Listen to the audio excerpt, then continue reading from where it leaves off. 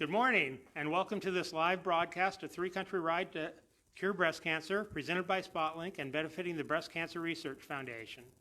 Today, as part of our daily Morning Mingle series, we have the pleasure of speaking with Dave Pinkham, board member of the Gateway Milbridge and the Milbridge Theater Project. Thanks, Dave, for being here. Really appreciate it. Welcome to Washington County and Milbridge. Thank you.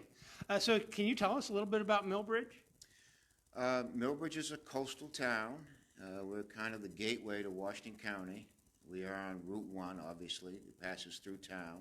It's the only town between Ellsworth and Machias that there's a robust retail presence.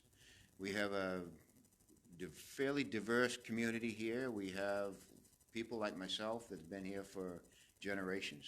We have a young Hispanic community that's made a presence here in town for the last, I would say, 20 years. And we have a out-of-state community that have a seasonal presence in our town that have been very supportive of our Gateway project here particularly. Well, great. That's good information. Speaking of that, can you tell us a little bit more about the Gateway Milbridge and Milbridge Theater Project? Gateway Milbridge was formed to enhance the downtown area of Milbridge. And Gateway's been in existence since the last owner of the Milbridge Theater passed away. His name was Dave Parsons, very passionate about the theater business. So the group was formed to enhance the downtown area of Milbridge. We have made the centerpiece of that effort the restoration and the reconstruction of the theater here in town that has been here since 1936. The theater project has been important, and a lot of people have very fond memories of it. It goes back to 1936, though there's been a number of generations that have lived here in town that have gone through this theater and have had a lot of memories, and they've been very passionate about it, and it's been rewarding to be a part of that restorative effort. Yeah. So, we hope to have this theater built. We hope to begin construction in the fall. We'll see how that goes, but we've had some success in the last couple of years of bringing funds together to make that happen. And you have like a little mini museum here. I don't know, Ron, can you pan around a little bit, kind of get a view of all that they have? It's pretty interesting.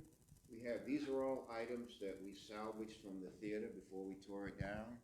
Like I said, Dave Parsons was the last owner of the theater, very passionate about the movie business. And these are all items that were important to him, and we salvaged them, and some of our volunteers have displayed them very tastefully on the walls here. Yeah, very nice. So as Ron kind of comes around there, thanks, Ron. So Dave, can you tell us a little bit about what you do? Is your role as a board member on this project? Well, one of the things that we're focused on now, we have our Friday Night Live series of free concerts. And our first free concert will start next Friday night. And then they will go throughout July and August. Every Friday night we bring a live entertainment to this town. We feature area performers generally. They're top-notch performers. It's all free. We have free food here, it's by donation.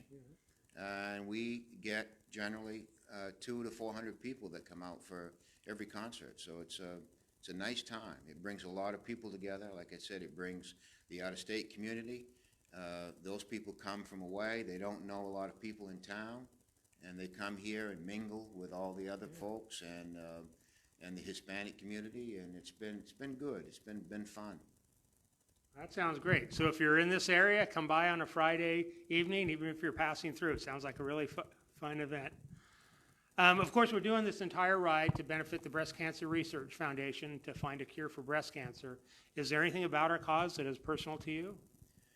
Well, I don't have any personal experiences, but I will say that obviously it's important to all of us. I have a wife, a sister, a daughter.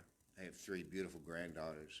So it's a cause that affects us all, has the potential certainly to affect us all. And so we've all, it deserves our support. Well, thank you for that. I appreciate it. After here, we're heading to Dennisville today. Is there any advice you can give us for our journey today? Well, I can suggest some routes. Some of our roads, our main roads here, aren't particularly good. I can suggest some alternative routes. Okay. And I will go over those in detail, after Okay, our great. interview here. But I guess enjoy the scenery. The weather's going to be beautiful. Okay. I think you'll have a nice ride. I think we will too. One thing you're going to notice as you get further east, the traffic is usually not as bad. So I think you should have a good ride. Okay, that's good, thanks. All right, so one final question. Is there a weird fact you know and want to share? Well, without getting too weird, the only thing that I will say on camera would be that I don't know. Obviously, you're in down east Maine, and there are people that don't. Why do you call this down east Maine?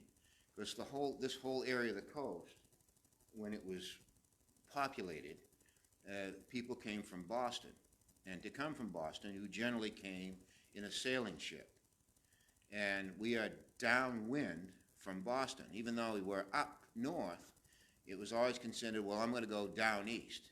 And so, you're on a bicycle, you'll enjoy the down east wind today because you're going to have the wind at your back for the most part. So we're down east from Boston. That may sound a little weird to think that we are down from Boston when in fact we're up north, but we're downwind, and that's how this whole coast got its name. I don't know how weird that is, but that's how it goes. Well, that's unusual. I would never have guessed that, so thanks for that. Well, thank you so much, Dave. We really appreciate you taking the time to do this. My pleasure. So we're going to head out now.